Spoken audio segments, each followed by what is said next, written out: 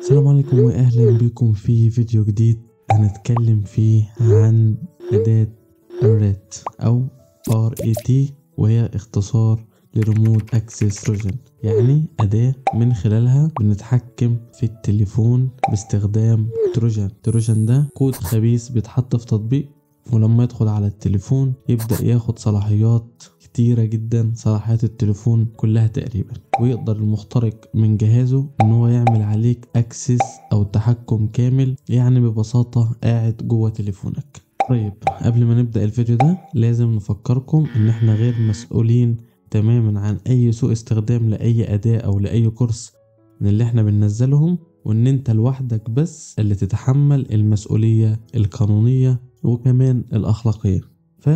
يلا بينا. طيب مبدئيا كده احنا عايزين نعمل مقارنة بين الرات واشهر اداة بتعمل نفس فكرة الرات، الا وهي الميتاسوبليت. لو انت مش عارف الرات فانت اكيد عارف الميتاسوبليت، الاتنين بيعملوا تقريبا نفس الوظيفة، وكنا اتكلمنا قبل كده عن اداة الميتاسوبليت بالتفصيل. لكن في الفيديو ده احنا جايين نعمل مقارنة تقنية بين الاداتين الرات والميتاسوبليت. حلو جدا، ووظيفة كل اداة. الفيديو ده هيكون شرح نظري علشان اليوتيوب ما يحذفوش. عايز تشوف العملي فالتليجرام مليان شرح عملي للأداة، وفي آخر الفيديو هعرفكم ازاي احصل على الأداة وكمان شرح للأداة. طيب أول وأبسط مقارنة معانا هي الواجهة الرسومية للأداتين. في الميتاسوبليت بنستخدم تيرمينال زي اللي مفتوح قدامنا ده، لكن في الرات بيكون واجهة رسومية زيه زي أي تطبيق عادي جدا، مجرد الضغط بالماوس على بعض الأدوات زي ما انتوا شايفين كده فبنقدر نستخدمها. أول حاجة عندنا ألا وهي سهولة الاستخدام لأداة الرات. تاني حاجة وهي الاستخدام، الاتنين بيأدوا نفس الوظيفة ونفس الغرض، التحكم عن بعد، ولكن لما يجي التروجان يطلع من الميتاسوبليت بيطلع على شكل أو هيئة تطبيق أندرويد، أما لما بتطلع التطبيق من كراكس رات فانت اللي بتتحكم التطبيق ده يكون على شكل ايه، ومش بس بتتحكم في شكله الخارجي، لا انت بتتحكم في المحتويات الداخلية للتطبيق، يعني تخليه يفتح على تطبيق حقيقي فعلا. وانا عشان اخليك تفهم الموضوع بشكل اكبر هسيب لك في صندوق الوصف لينك لفيديو على قناتنا على التليجرام، ما كانش ينفع ننزله طبعا اكيد على اليوتيوب، بيفهمك العملية دي بتتم ازاي. كنت بجرب في الفيديو ده انشاء تطبيق فعلي حقيقي، ولكن التطبيق ده بيكون فيه تروجان، بيكون فيه فيروس، وبعد ما نثبت التطبيق ده على تليفوننا بوريك عملية التحكم الكامل والاكسبيليتي اللي بناخدها من التليفون ده. ثالث حاجة معانا ألا وهي نظام التشغيل.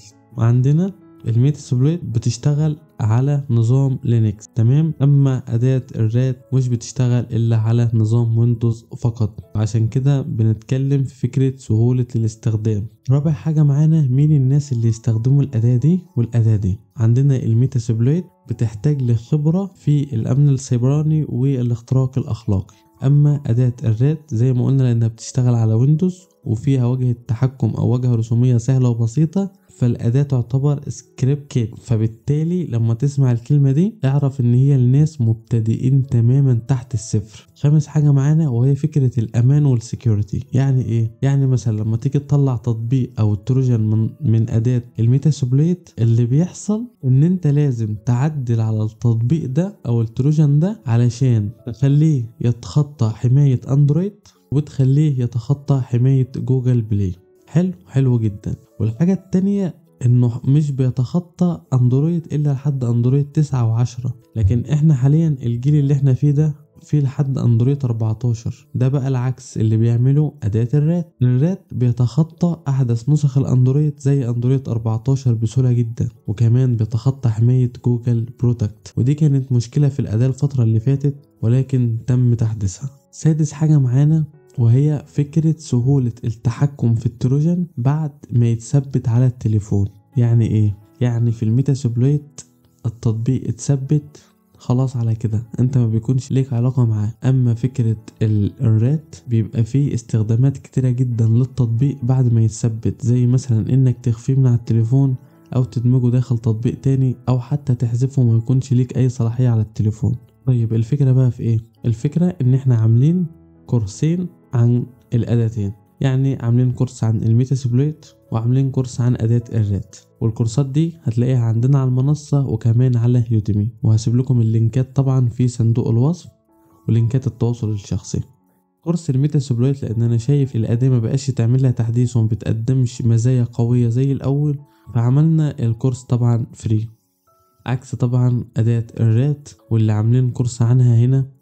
وده الكورس ده التقييم بتاع الكورس، والكورس طبعا بيتحدث كل فترة ولسه عاملين له ابديت لسنة 2025 في المحتوى. جددنا المحتوى بتاع الكورس وزودنا الادوات اللي كنا بنستخدمها في الكورس، ادوات الرات، وكمان بنعمل تحديث لفكرة السكيب جوجل برودكت. وزي ما انتم شايفين هنا كده، يعني في التحديث ده تم تحديث الكورس بتخطي الحماية واضافة احدث ادوات الرات، وطبعا تم انشاء جروب خاص لسهولة التواصل بين الاعضاء وحل اي مشاكل تواجهنا. الاداة للاسف احنا على اليوتيوب ما اقدرش اتكلم عليها بشكل عملي، انا ما اقدرش انشرها هنا لاني محكوم بسياسات المحتوى الخاصة بيوتيوب، يعني ممنوعين ننشر حاجة زي كده. وده يثبت لك قد ايه الاداة خطيرة جدا جدا جدا.